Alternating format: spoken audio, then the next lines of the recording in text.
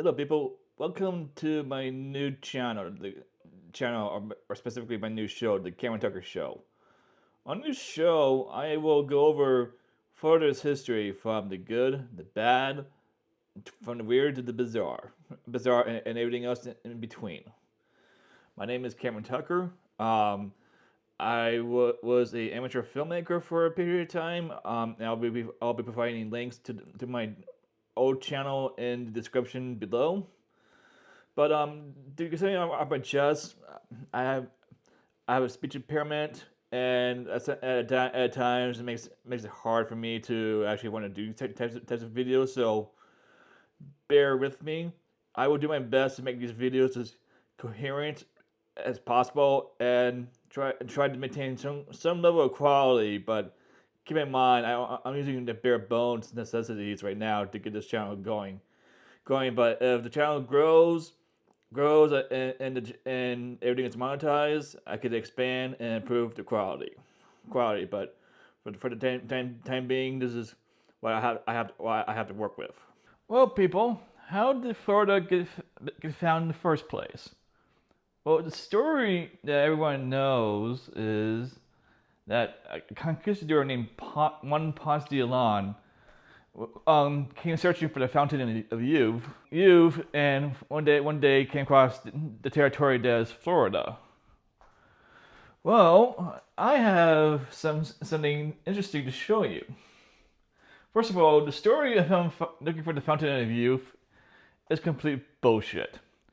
Ponce de Leon was actually the governor of Puerto Rico during the early 1500s, and he was ousted out of his position of office by the sons of Christopher Columbus because they wanted their share of the profits from the New World that their father helped found. Well, Ponce de Leon, to make his story very short, he was on one of the voyages of Christopher Columbus, and eventually, thanks to his skills and whatnot, he became governor of Puerto Rico. When he was ousted, the Kingdom of Spain told him to set out for any destination he wanted and claim it for Spain.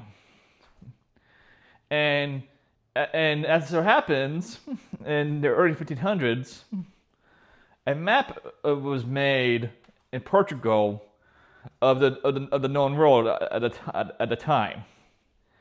Now that map, made in 1502, and eventually smuggled into Spain, shows Europe, Africa, what was known of Asia at the time, and what was known of South America at the time, as you can make out the coastline of Brazil in the map, and you can also make out the Caribbean islands that were found at the time, including Cuba.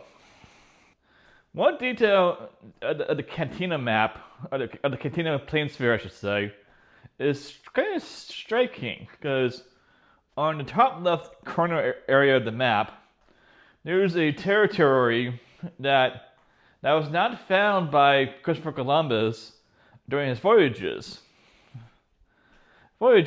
And the territory that I'm pointing that it's not really pointing at, but trying to highlight, kind of resembles Florida. It's in the right position for the state to be in, as it's right above Cuba in this map. And it should, and you were to look at earlier maps of Florida made by Spain, the peninsula depicted here kind of resembles what the Spanish discovered of Florida years later. So the question is, who actually found Florida first? Because Ponce de Leon, he might have been the first European to record setting foot there, but someone clearly beat him to the punch because Florida is there in great detail for its time. time in European maps is, and whoever sighted Florida first basically started almost its entire coastline. So, question is, who is the first European to set foot there? Because when Ponce de Leon set sail from Puerto Rico in 1513, he knew where he was going because, like I said before, the Cantino Planisphere was smuggled into Spain. So he likely eventually gained knowledge of this map. And when he was told by Spain to colonize new lands, he knew where Florida was, and that's where he set sail for. The Cantino Planisphere it was made by Portugal, and the Portuguese at the time were basically dividing the New World and the Old World between themselves and Spain. And my theory is as to who actually set foot in Florida first, or are these actually recorded Florida existing in there in the first place? It actually goes to Portugal, because the map was made in Portugal, and for whatever reason the Portuguese chose not to conquer the newfound territory. Now, as for Juan Ponce de Leon, the fountain of youth that he was in search of was actually a fable invented by the sons of Christopher Columbus as a means to discredit Ponce de Leon. The fountain never existed, and he was never searching for it in the first place.